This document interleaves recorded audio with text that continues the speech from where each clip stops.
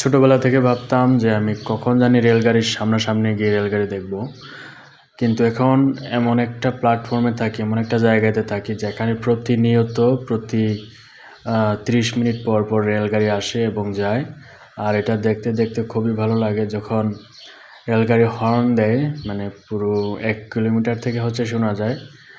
আর শহরের যানজটের ভিতরে কিন্তু রেলগাড়ির শব্দটা খুব ভালো লাগে, মন মাতানো, শ্রুতিমধুর। আর এখানে আমরা যে অঞ্চলে বা যে এলাকাতে বসবাস করি, এখানে রেলগাড়ির যাতায়াতটা খুব বেশি হয়ে থাকে। আর আবার ব্রিজের উপর থেকে দৃশ্যটা খুব সুন্দর দেখা যায়।